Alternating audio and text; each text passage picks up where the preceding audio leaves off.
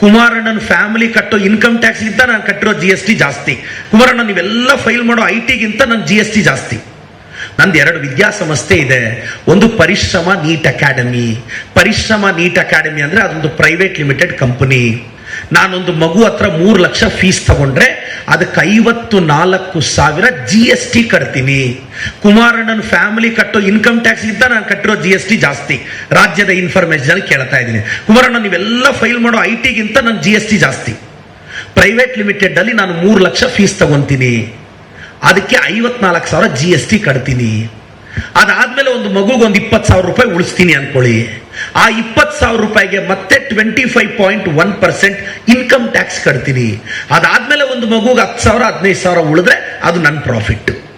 ಇದು private limited, ಇದು ಬೇರೆ. ಅಂದ್ರೆ ನಾನು ತಗೊಳ್ಳೋ 1 ಲಕ್ಷಕ್ಕೆ ಸರಿಸುಮಾರು 40,000 ಟ್ಯಾಕ್ಸ್ ಕಟ್ತೀನಿ. ಕುಮಾರಣ್ಣ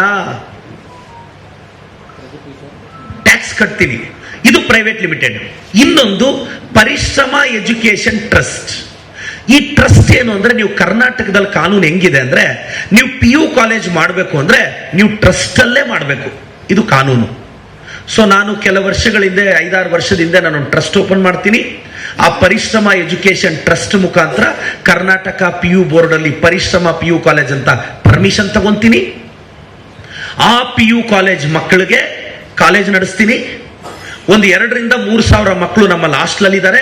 ಆ ಮಕ್ಕಳಿಗೋಸ್ಕರ ಬೆಂಗಳೂರು BBMP ಅಲ್ಲಿ 16 ಬಿಲ್ಡಿಂಗ್ಗಳಿಗೆ PG ಪರ್ಮಿಷನ್ ತಗೊಂಡಿದ್ದೀನಿ. RR ನಗರ ಬೆಂಗಳೂರು BBMP ಅಲ್ಲಿ ನಾನು 16 ಬಿಲ್ಡಿಂಗ್ಗೂ ಪರ್ಮಿಷನ್ ತಗೊಂಡಿರೋ, PG ಪರ್ಮಿಷನ್ ತಗೊಂಡಿರೋ ಬಿಲ್ಡಿಂಗ್ ಕಾಪೀಸ್ ಇದೆ, ಅಪ್ರೂವ್ ಕಾಪಿ ಇದೆ, ಕಾಲೇಜ್ ಪರ್ಮಿಷನ್ ಇದೆ. ನನಗೆ 800 ಅಡ್ಮಿಷನ್ ತಗೊಳ್ಳೋ ಅಷ್ಟು ಪರ್ಮಿಷನ್ ಸರ್ಕಾರ ಕೊಟ್ಟಿದೆ. ನಾನು MLA ಅನ್ನೋ ಕಾರಣಕ್ಕೆ ಕೊಟ್ಟಿಲ್ಲ.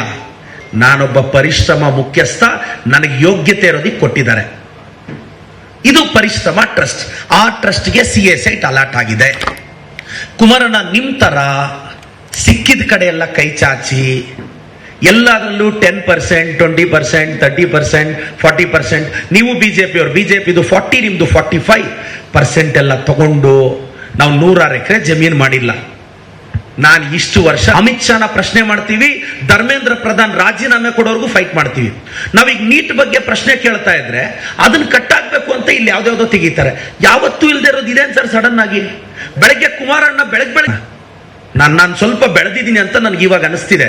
ನೀವು ಬೆಳಗ್ಗೆ ಎದ್ದು ನನ್ನ ಬಗ್ಗೆ ಟ್ವೀಟ್ ಮಾಡಿರೋದು ನೋಡಿದ್ರೆ ನಿಮ್ JDS ಪೇಜಲ್ಲಿ ಅದೇನಣ್ಣ ಭೂತದ ಬಾಯಲ್ಲಿ ಭಗವದ್ಗೀತೆನ ನಾವೆಲ್ಲ ಸಿದ್ಧಗಂಗೆ ಮಠದಲ್ಲಿ ಓದಿರೋರು ಅಣ್ಣ. ಸಂಸ್ಕಾರದಿಂದ 40,000 ಸ್ಕ್ವೇರ್ ಫೀಟ್ ತಗೊಂಡಿದೀವಣ್ಣ. ಸಂಸ್ಕಾರ ಕಳ್ಕೊಂಡು